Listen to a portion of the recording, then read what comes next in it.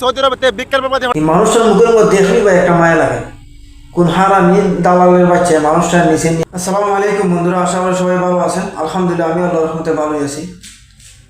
আমরা প্রবাসী যে সৌদি আরবের প্রবাসী অবস্থা তো আপনারা জানেন। আর সৌদি আরবে বর্তমানে মনে করেন যে অত্যাচার আমরা বাংলাদেশি প্রবাসীদের উপরে হইতেছে, মানে যত আরব কান্ট্রি আছে, কোনো আরব কান্ট্রির মাঝে এই ধরনের অত্যাচার সৌদি আরবের মতন দেশের মাঝে এইরকম অত্যাচার আর কোনো আরব দেশের কান্ট্রির মাঝে নাই। আরব দেশ কি বলো, আরব বিভিন্ন রাষ্ট্রের মাঝেও এইরকম অত্যাচার কিন্তু বাঙালির উপরে করতেছেন। মানে সৌদি আরবে যত অত্যাচার করতেছে মানে বাঙালিদের প্রবাসীর উপরে, কি আর বলবো, দুঃখের কথা। মানে এই সমস্ত মানুষের ইন্টারভিউগুলো দেখলে, কথাগুলো শুনলে অত্যন্ত কষ্টও লাগে, দুঃখও লাগে ভাই। সেও বলতেছেন যে আমার বিচার 12 মাস আছে মিয়া, তারপর আমাকে দরিয়া ফাটাই দিছে। আর সেও মনে হয় নতুন যারা যাইতেছে তাদেরকেও ধরে মানে ফাটাই দিতেছে দেশের মাঝে। মানে সৌদি আরবের পরিস্থিতি এখন বর্তমানে চলতেছে। তো আমি তাদের ভিডিওটাও ফেলে দিতেছি, আমি তাদের মুখ থেকে শুনেন। তাদের মুখ থেকে শুনলে কী হইব, মানে কথাগুলো গুরুত্ব হইব। আপনারা যদি শুনেন বুঝতে পারবেন কথাগুলো। কারণ কি জানেন যে একজন প্রবাসী যেরকম দুঃখটা একজন প্রবাসী বুঝে, দ্বিতীয়ত আর কেউ বোঝে না এরকম। এই জন্য আমার তাদের কষ্টটা দেখে আর সৌদি আরবের প্রবাসীর অবস্থাটা দেখে মানে খুবই অত্যন্ত কষ্ট লাগে। জানি না কোন কারণে মানে সৌদি আরবের সরকার এইরকম অত্যাচার করতেছে মানে আমরা বাঙালি প্রবাসীদের উপরে। তো তাদের কথাগুলো শুনেন তারা কি বলতেছে। একটা লোক, নতুন লোক খালি গেছে নামছে, গাড়িতে নামছে, আর কোনো কথা নাই ভাই। আমার আকামা 12 মাস আকামা ফুল আকামা আছে, তবু আমাদেরকে সৌদি আরবে বিজ্ঞান প্রবাদে হঠাইছে। আশা করি মানে তাদের কথাটা আপনারা বুঝতে পারছেন। এই হচ্ছে গিয়া সৌদি আরবের হালতটা, বুঝছেন। তারপরেও আমার বুঝে আসে না মানুষের কিসের জন্য মানে সৌদি আরব যাওয়ার লিগে তুই পাগল, আমার বুঝে আসে না। তারপরে মনে করেন আরেক ভাই বলতেছে যে, আরেক ভাই একটু বললেন যে আমরা সরকারের নিয়েও কিছু কথা বলছেন, যাতে আমরা আমরা মানে সৌদি আরব প্রবাসীদের জন্য কিছু একটা করে।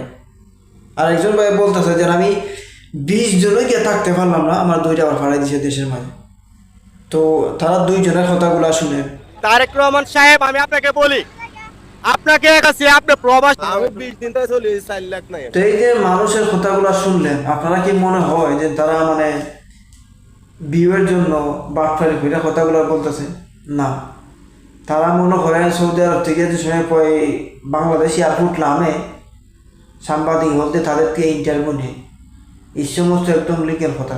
তাদের মুক্তি এই জন্যই শুনাইলাম আপনাদেরকে, যাতে শুনে বিশ্বাস করেন আর একটু তার সতর্ক হন। তারপরে আমি বলবো, যদিও সৌদি আরব মানে অতটুকু যাওয়াটা জরুরি, ভালো একটা মানুষের হাত ধরে যাচাই বাছাই করে আপনি যান, কোনো সমস্যা নাই। আলতু ফালতু দালালের চক্কর বক্কর ফইরে আপনি যাইয়েন না, গেলেও আপনার পরিণতি এরকমই হবে। আর সবথেকে দুঃখের বিষয় হচ্ছে ওনার বয়সটা একটু বেশি, মানুষটার বয়সটা একটু বেশি। ওনার কথাগুলো শুনে আমার অত্যন্ত মানে খুবই কষ্ট লাগছে ভাই। মানে মুখের ভাষায় বোঝাতে পারবো না কত কষ্ট লাগছে। এই মানুষটা মানে ছবিটা আমি দিয়েছি, দেখেন এই মানুষটার মুখের মধ্যে দেখলেই ভাই একটা মায়া লাগে। কোন হারামি দালালের বাচ্চা মানুষটার নিচে নিয়ে এইরকম অবস্থার মধ্যে ফেলাইছে। মানুষটা বলতেছে যে আমি গেছি 1 বছর হয়েছে, 1 বছরে অনেক টাকা ঋণ করিয়া সব কিছু দিচ্ছে আবার থেকে একটা মানুষটা গেছিলো সৌদি আরব।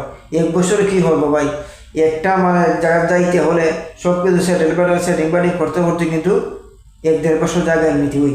আর মানুষটা বলতেছে যে 1 বছর তো মনে হয় খরচ করে গেছি গা, এই ওখানে আমার 2টা ফাটাইছে। উনি বলতে কোনো ধরনের কোনো সমস্যা নেই, আমার সব কিছু ঠিক আছে, মালিক পতাকা সব কিছু ঠিক আছে।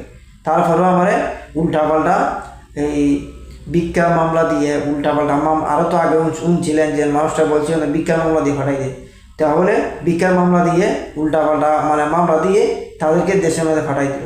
এই মানুষটা সবথেকে এই মুরব্বিটার ভিডিওটা দেখে আমার খুবই কষ্ট লাগছে, ঠিক আছে। তারপরে মনে করেন আর কি বলবো, আর দুঃখের কথা।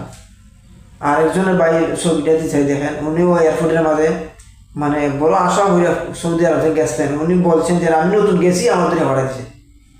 তো সব কিছু মিলাইয়া যে ভিডিওগুলো দেখাইলাম, যে ছবিটাও দেখাইলাম আপনাদেরকে, একটুই আমি বলতাম চাই যে সৌদি আরব যাইবেন ভালো কথা, একটু সতর্কভাবে যান, ভালো একটা মানুষের হাত ধরে যান। আশা করি আমি যে কথাগুলো বুঝাইতাম চাইছি আপনারা বুঝতে পারছেন। যাই হোক, সবাই ভালো থাকবেন। আজকের জন্য এই পর্যন্ত। খুদা হাফেজ। আবার পরবর্তী ভিডিওতে দেখা হবে ইনশাআল্লাহ।